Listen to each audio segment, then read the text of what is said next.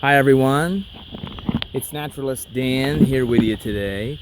I'm in one of my very favorite places at one of my very favorite times of year. I have a lot of favorites, I know, but this is consistently one of them. We're out here today to talk about the forest floor.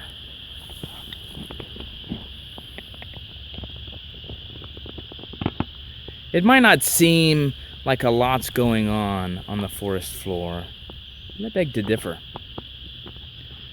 To really understand what's happening down here, you have to have a little understanding of what's happening above in the canopy. Perhaps you can tell me what's missing. It's leaves. Of course, it seems obvious.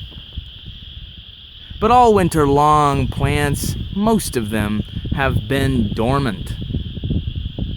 Trees and shrubs, herbaceous layer, all have been kind of taking a break during that cold spell.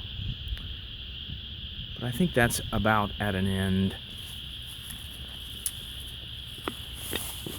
And here is the front layer.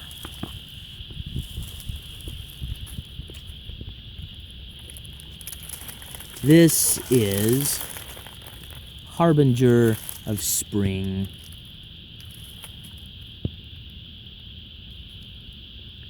And this little wildflower initiates sort of a period of time when, because of the canopy's leaflessness, the sunlight reaches the forest floor much more than at other times of the year. And this allows plants on the forest floor, such as this, to soak up the sun. It won't be long before the buds on those trees begin to open and leaf out.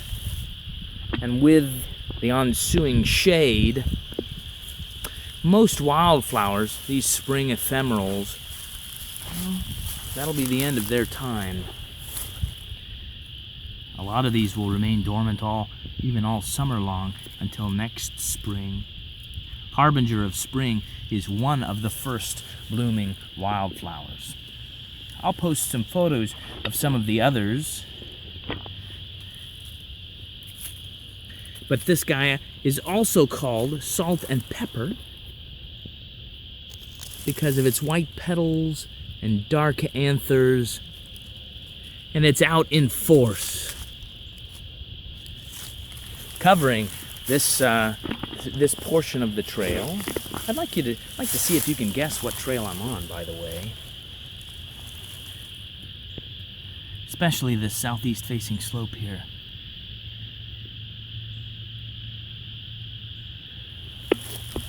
This season of wildflowers is really exciting, and one of the reasons I absolutely love the springtime. Wildflower viewing, by the way, is... I saw a morning cloak butterfly flying by. I don't know if I can catch him in my sights here. That was exciting. But wildflower viewing is perhaps best at the park that I'm in. And while you're out on the trails, you will encounter, at least on this trail, you will encounter mud. And a note on trail etiquette, by the way. If you're walking down a trail, especially if you know that it's going to be muddy, try to wear the proper foot gear so that you can walk through the mud instead of around it. The more we walk around muddy sections of the trail, the wider the trail becomes. And plants like that, harbinger of spring, and others too, even state endangered plants we found at our parks, those populations can be destroyed by being trampled by people just widening the trails. So if you can, wear the proper foot gear.